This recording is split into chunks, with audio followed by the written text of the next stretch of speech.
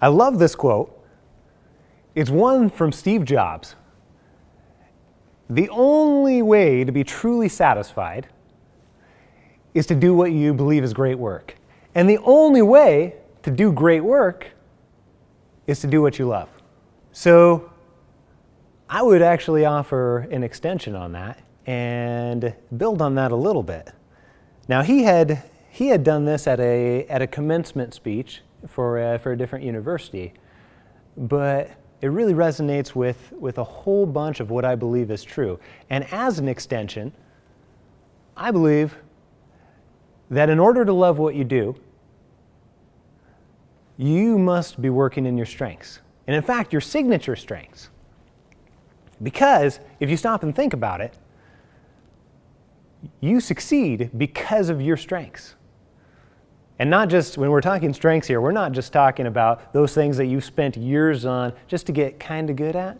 We're talking about those things that really resonate with you, and those things that are your authentic self, those signature strengths, those God-given talents per se. And those people that are successful are not successful by minimizing their weaknesses. You know, that's something that I find to be very, very true. Instead, you know, it's those people that really are able to work consistently in those areas that line up with their true self, those signature strengths.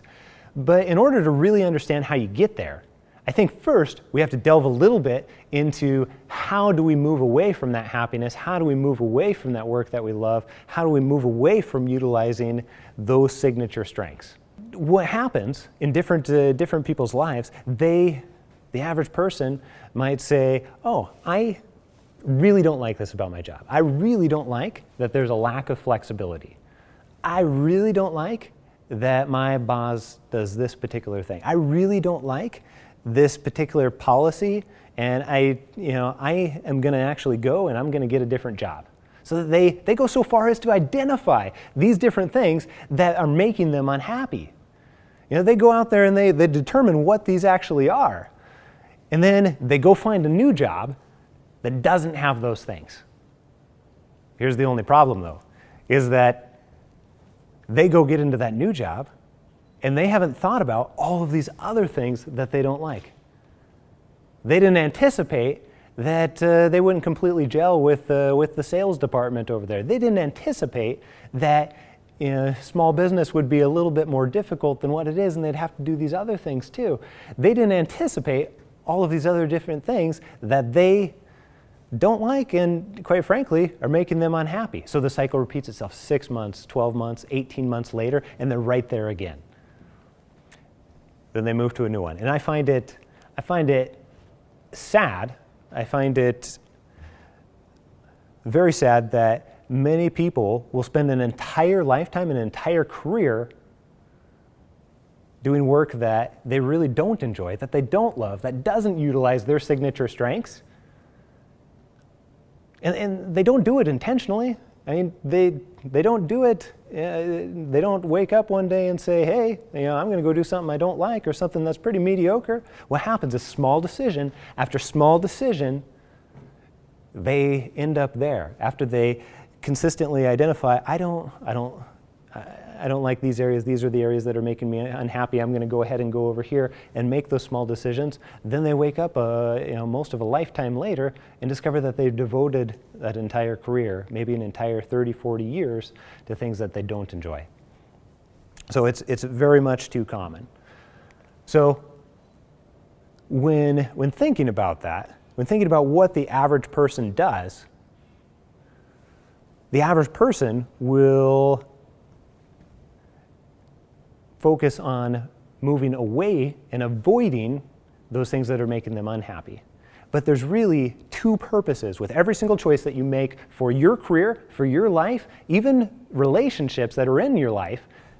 With every choice there, you can do so with one of two purposes. You can either focus on, like I was talking about, avoiding unhappiness, or you can make a move towards things that are going to make you happy, a move towards those particular strengths, those signature strengths that we're talking about here, the things that allow you to do that great work.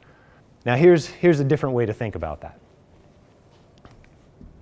This paper is going to represent infinite possibilities, infinite choices, infinite things that could make you happy or unhappy.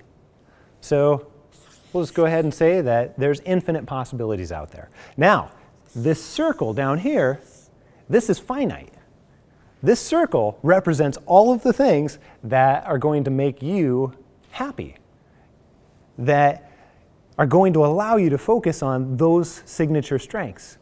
So we find everything that makes me happy within this circle.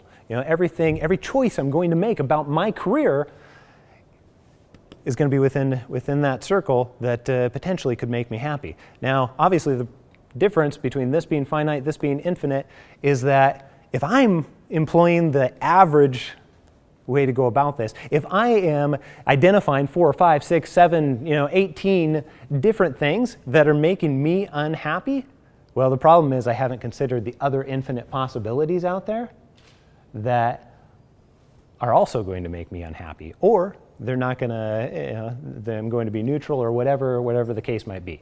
So instead, if I'm going to be able to focus on the things that do make me happy and not run away from different things and avoid all of these different things that are making me unhappy, I'm going to have a clear understanding of what it is that are my signature strengths and what it is that is going to make me happy in those areas, what it is that is going to allow me to do great work. The hard part about this is everybody is unique.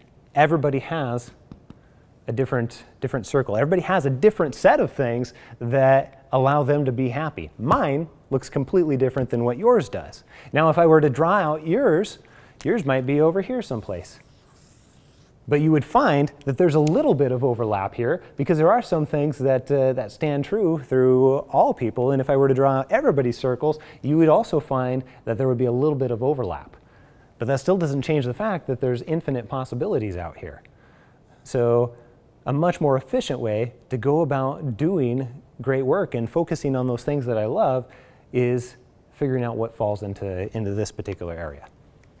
This average approach taken by most people in America and even most people around the world is to focus on those things, on avoiding those particular things that are not going to allow me to be happy. And if I avoid those, then that creates a problem for me because it doesn't ensure that I get into this circle.